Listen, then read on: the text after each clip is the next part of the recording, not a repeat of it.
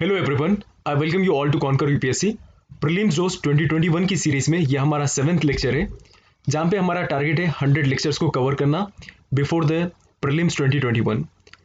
आज की टॉपिक है हमारी एग्रोमेटियोरोलॉजी इन इंडिया, जिसको मैं डिस्कस करूंगा कॉम्प्रिहेंसिव मैनर में। ये लेक्चर लेकर आया हूं मैं, मेरा नाम है Mohammed Khairul Mubeen Ahmed. Agrometeorology in India, centre for science and environment ने अपनी एक रिपोर्ट रिलीज की है रिसेंटली, जिसका नाम है agrometeorological services in India and assessment. ये एग्रोमेटियोरोलॉजी होता क्या है? देखिए, ये एक्चुअली स्टडी है।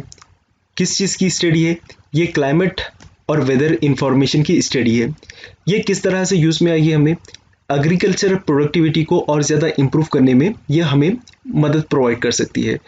इंडिया में इंडियन मेटियोरोलॉजिकल डिपार्टमेंट जो है मिनिस्ट्री ऑफ अर्थ साइंसेस के अंतर्गत आता है, जिसका काम ये होता है कि मेटियोरोलॉजिकल सर्विसेज प्रोवाइड करना।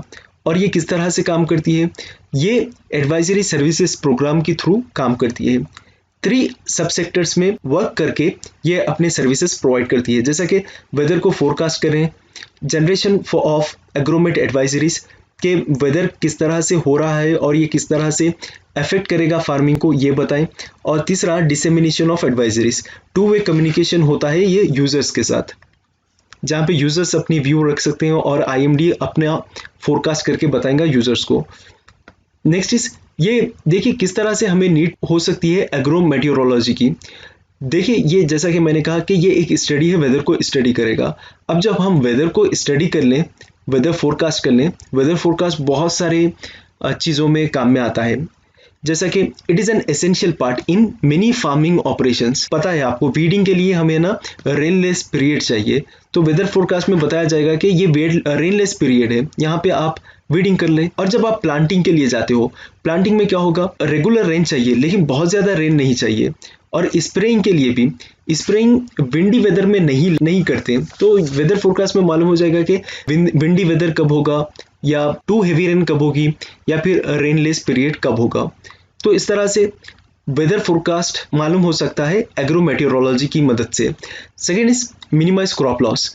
इसमें होगा ये, देखिए जब भी एक्सेस रेनफॉल होता है या कोल्ड या हीट वेव्स, साइक्लोन्स आते हैं, तब क्या होगा? क्रॉप लॉस होगा। आईएमडी का काम है कि प्रेडिक्ट करना, वेदर को फोरकास्ट करना, लेकिन एक्चुअली रिपोर्ट तो नहीं दे सकता कि आएगा यही टाइम पे। तो इसमें क्या होगा? जब ये रिपोर्ट देगा तो हम कम से कम क्रॉप कल्टीवेट करने की कोशिश करते हैं, और इस तरह से क्रॉप लॉस से हम बच सकते हैं। इनफैक्ट ये पेस्ट को अटैक करने की भी प्लानिंग प्रोवाइड करेगा। इंक्रीज प्रोडक्टिविटी, इनमें क्या होगा? देखिए, प्रोडक्टिविटी एग्रीकल्चर में कंप्लीटली डिपेंड है वेदर के ऊपर, कि जितना अच्छा वेदर फोरकास्ट करें उतनी ज़्यादा अच्छी आपकी एग्रीकल्चर में प्रोडक्टिविटी होगी। इनफैक्ट जो प्लांट के ग्रोथ एंड हार्वेस्ट होंगे, ये भी जेनेटिक्स एंड एनवायरनमेंट के रिस्पॉन्स के हिसाब से चेंज होते हैं। Next is need based services. इसमें फार्मर इंगेज होता है कल्टीवेशन ऑफ कॉमर्शियल फील्ड, जैसा कि हॉर्टिकल्चरल क्रॉप्स हो गए या क्रॉप्स हो गए। हॉर्टिकल्चरल क्रॉप्स में क्या आएंगे? टी आता है, कॉफ़ी, एप्पल, मैंगो, ये नीड बेस्ड सर्विसेज है।